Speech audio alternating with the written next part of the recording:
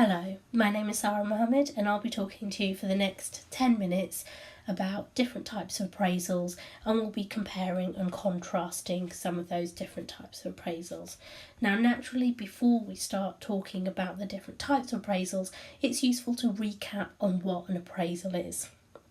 Simply put, it's a review of the performance of employees. Of course, there is much more to it than that, so usually it's designed centrally by HR. Usually it's a formal process. Usually it involves a meeting between the line manager and the employee, which usually ends with the completion of forms stored by the organisation, and that's usually completed on an annual basis. You will have noted that I've used the word usually quite a lot just there, and quite simply that's because there is so much variation between what an appraisal really looks like from one organisation to another.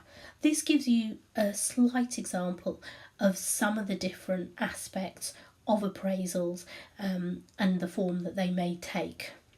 We could talk for hours about this, but as we have 10 minutes today, I'd like to focus in on two key aspects of the appraisal process. The what we typically do in the appraisal process and the why we do it. So, with that in mind, we'll firstly talk about the what, and there are two key types of appraisals.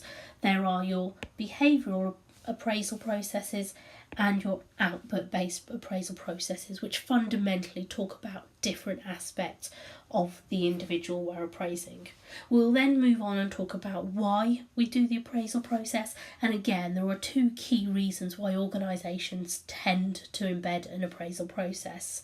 The first one we'll talk about is for the development of that particular individual, and the second is for the reward of the individuals in the organisation. So we'll start by talking about the behavioural and the output-based appraisal processes. These are really about what the appraisal itself measures. So your behavioural approach tends to be measuring, as the name suggests, what the individual has been doing, how they have been acting, what they have been saying over the course of the appraisal period. So this tends to be based on things such as what the manager has seen, but it can also be based on feedback from other people, such as customers.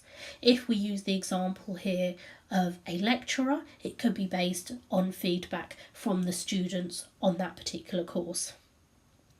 Often, when using behavioural-based approaches, organisations will use a competency framework to give some structure to that particular type of appraisal process, and they may use competencies such as interpersonal skills, ability to work under pressure, so on and so forth. On the other hand, you have your output-based appraisal processes, and these are looking less at what the individual has been doing and more at the results that that individual has achieved. So they will tend to focus on either how effective the person has been or how efficient they've been, or indeed on both of those. They may be based on simply looking at the job description, the outcomes that are expected, or they may be based on specific objectives that have been set for that particular individual.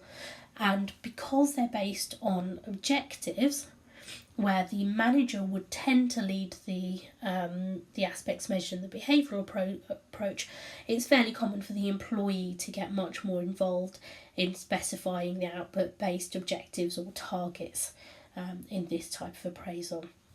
So, for example, if we move back to our example of a lecturer, in an output-based appraisal, you may be talking about how many students have passed that particular module, how many students have achieved a merit, so on and so forth, as opposed to how were the interpersonal skills of that particular lecturer. Of course, both of these approaches tend to have some advantages to them. So if we talk here, we'll start with the behavioural approach. The behavioural approach often involves, as we said before, a competency-based approach, and because those competencies tend to be consistent across an organisation, it means that if we look at the lecturer, a lecturer would be judged on the same criteria as the director of the organisation, as the person who cleans the floors on a daily basis, because often those competencies are fairly consistent. We can compare one person fairly easily to another. Also, there's a strong argument to say that in a behavioural based appraisal, the success or otherwise of the individual is controlled by that individual. I decide how well I cope under pressure. I decide on the type of interpersonal skills that I display. Whereas when we're looking at the output-based approach, and let's say how many students have passed the exam, there are many more factors that will affect that, namely the student's personal motivation and personal circumstances. And of course, in the behavioural-based approach, it has the advantage that it can assess areas where goals cannot be set or simply weren't set because they weren't thought about. So, for example, the output-based approach will measure lots of quantifiable things, but there may be more qualitative aspects of the role. For example, a particular lecturer may have great compassion for students and therefore spend lots of time supporting them outside of lectures in a way that just can't be measured. Or a particular lecturer may bring a great passion to the classroom that really gets students excited about a subject. And again, that may not be something that can easily be measured by an output-based approach.